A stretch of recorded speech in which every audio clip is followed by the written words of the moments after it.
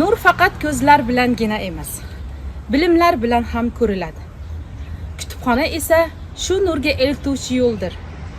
O'zbekiston Respublikasi Prezidentining 2006-yil 381-sonli aholini axborot kutubxona bilan ta'minlashni tashkil etish to'g'risidagi qaror ijrosi yuzasidan 2007-yil Jizzax viloyati ko'zi ojizlar maxsus kutubxonasi tashkil etilgan. Bizning manzilimiz Qassoblik mahallasi, Ulug'bek ko'chasi, 28-uy, Mo'ljal Grand Hotel, eski O'zbekiston mehmonxonasi ro'parasida joylashgan bo'lib, ko'zi ojizlar va zaif ko'ruvchi bolalarga ixtisoslashtirilgan nurli maskan maxsus maktab internati yonida joylashgan.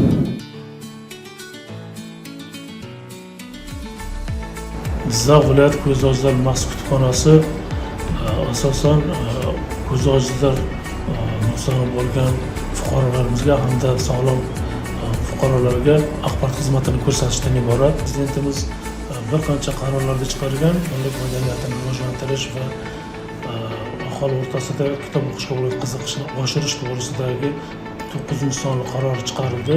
Hozirgi kunda kitobxonlarimiz soni 8 mingdan ortiq bo'lib, ko'zi ojiz kitobxonlarimiz 3,5 mingdan oshgan.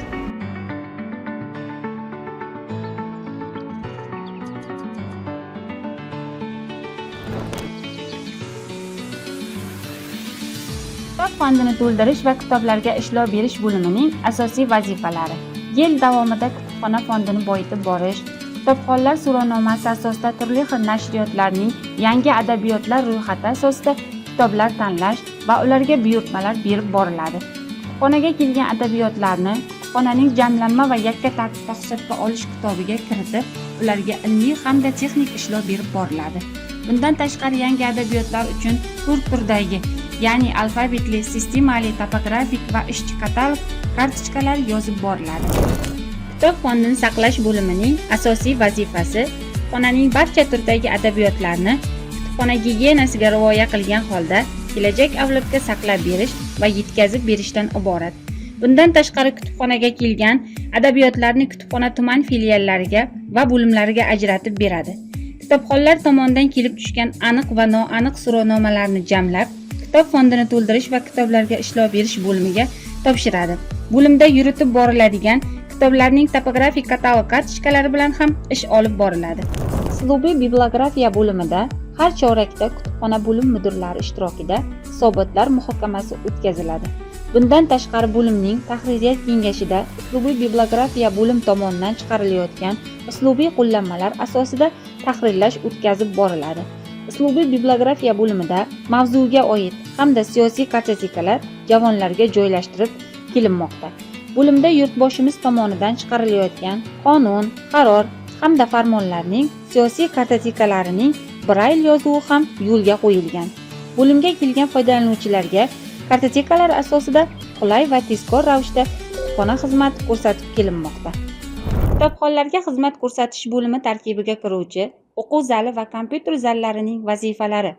Kutubxonaga kelgan kitobxonlarga qulay va sifatli axborot kutubxona xizmatlarini ko'rsatish, kitob, gazeta, jurnal va boshqa axborot manbalaridan foydalanishni tashkil etish, kitobxonlarga kerakli adabiyotlarni topishda amaliy yordam berish, elektron resurslar, internet va ma'lumot bazalaridan foydalanish imkoniyatini yaratadi.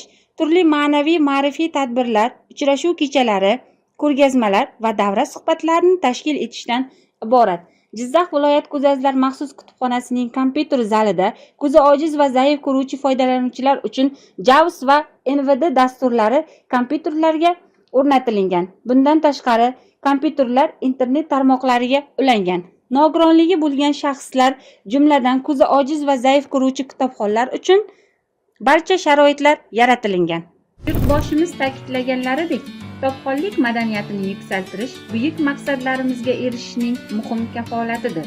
Shunday ekan, o'qishni sevuvchilar uchun eng yaxshi manzil bu bizning kutubxonamizdir.